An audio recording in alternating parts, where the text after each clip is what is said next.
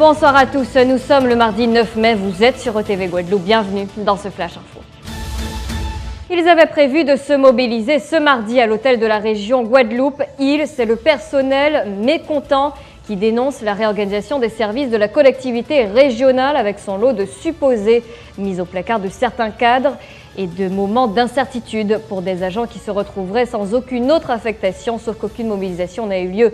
Aujourd'hui, le président de région, Harry Chalus, s'entend garder le cap et poursuivre cette réorganisation interne dans la concertation. Et puis à seulement 2 jours de la victoire d'Emmanuel Macron, que faut-il retenir du résultat du second tour de dimanche dernier? L'abstention, le résultat du Front National en progression par rapport à 2012. Je propose d'écouter Alix Nabajot, représentant d'Emmanuel Macron en Guadeloupe, interrogé par Christophe Langlois dans Questions sans détour extrait.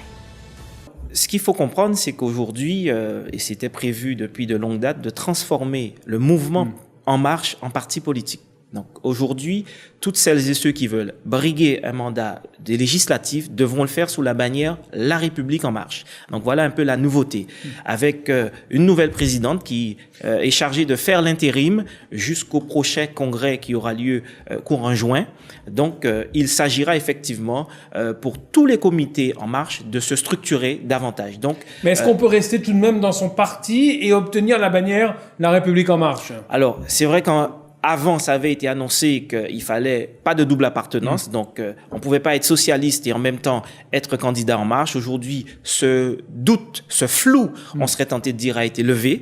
Donc, celles et ceux qui appartiennent déjà à des partis politiques pourront rester, avoir leur carte socialiste ou leur carte républicain et à la fois avoir une investiture, La République En Marche, et celui qui aujourd'hui fait partie de ceux et celles qui veulent prétendre à cette investiture et qui a officiellement dit qu'il sera candidat sous la bannière La République En Marche, je veux parler de l'ancien Premier ministre Manuel Valls. Ouais, c'est pour faciliter en fait l'accession à une majorité, c'est ça, aux prochaines législatives? C'est aussi pour donner de la cohérence. On a un nouveau président qui a avec lui un certain nombre d'individus, mais pour donner de la cohérence, il faut que tout un chacun puisse se retrouver, se reconnaître dans la même entité qu'est maintenant La République En Marche. À l'échelle nationale, à présent, Manuel Valls, ancien Premier ministre socialiste, a décrété ce mardi matin sur RTL vouloir solliciter La République d'En Marche, ce qui l'expose ainsi à une exclusion du PS. Je vous propose d'écouter un extrait de son passage. Il est interrogé par Elisabeth Martichoux chez nos confrères d'RTL, RTL, partenaire de TV à Guadeloupe. Parce que je suis un républicain, parce que je suis un homme de gauche, parce que je reste socialiste. Je ne vais pas renier 30 ans d'engagement de ma vie politique, parce que j'ai aussi exercé les responsabilités, parce que je sais que gouverner la France, c'est difficile. Je ne suis pas en embuscade. Je veux la réussite d'Emmanuel Macron. Donc, comme j'invite d'ailleurs tous les députés sortants, les progressistes, ceux qui ont appelé à voter pour Emmanuel Macron avant le premier tour, ceux qui souhaitaient sa victoire, moi je serai candidat de la majorité présidentielle et je souhaite m'inscrire, parce que vous m'avez demandé une réponse claire, je souhaite m'inscrire dans ce mouvement qui est le sien, La République En Marche. Moi la République, ça me va bien. La République, c'est notre bien le plus précieux. La République, la laïcité, l'égalité entre les femmes et les hommes. Nous sommes dans un moment majeur. Et nous tournons la page fait divers, un nouveau drame sur les routes, sauf qu'il ne s'agit pas d'un accident. L'espèce, les secours sont intervenus ce mardi matin très tôt pour prendre en charge un automobiliste à Bemao. Il s'agit d'un Lamantinois d'une 60aine d'années. L'homme a fait une sortie de route sur la RN2 juste avant le giratoire de Beau-Soleil. Selon les gendarmes, l'homme n'est pas décédé à cause d'un accident, mais a priori à cause d'un malaise mortel au volant.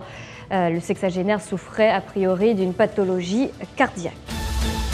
Les faits divers toujours, une voiture a été volée sous la menace d'une arme à feu dans la nuit de lundi à mardi aux Abîmes et cela s'est produit sur le parking du centre commercial Millénis. La victime se trouvait avec des amis venus eux aussi en voiture lorsqu'un individu, le visage dissimulé derrière un masque, a surgi, fusil de chasse à la main. L'individu masqué a demandé les clés et a pris la fuite avec la voiture. Une enquête a été ouverte, elle a été confiée aux policiers de la sûreté départementale. Avis aux étudiants, vous pouvez désormais déposer votre DSE, le dossier social étudiant. La procédure unique de demande de bourse et de logement en résidence universitaire, vous devez effectuer votre demande par Internet entre le 15 janvier et le 31 mai 2017, et cela pour la rentrée universitaire suivante. Rendez-vous donc sur le site messervices.étudiants.gouv.fr via le site de votre course. Un mot de santé pour vous dire que le nombre de cas de varicelle est en augmentation selon les informations relevées au cours des 2 dernières semaines. On enregistre entre 70 et 110 cas estimés. Le virus circule en Guadeloupe depuis le mois de février et le nombre de consultations a dépassé ponctuellement les valeurs maximales attendues. 2 fois en février, 1 fois en mars et 1 fois en avril. Notez toutefois qu'il n'y a pas d'épidémie en cours. L'actualité nationale, 3 personnes sont décédées dans une avalanche ce mardi matin à Bonneval-sur-Arc en Savoie. La coulée de neige est survenue vers 8 h dans le secteur de l'Albaron. À proximité de la frontière italienne, les recherches sont terminées, les corps des 3 skieurs ayant été retrouvés. Voilà pour l'essentiel, je vous souhaite de passer une excellente soirée avec ETV Guadeloupe. Notez ce rendez-vous Analysis ce soir avec Christophe Langlois et ses invités. Décryptage, analyse et commentaires du second tour des résultats du second tour de la présidentielle. C'est ce soir dans Analysis à 20 h 10 et je vous retrouve pour ma part demain pour un nouveau Flash Info.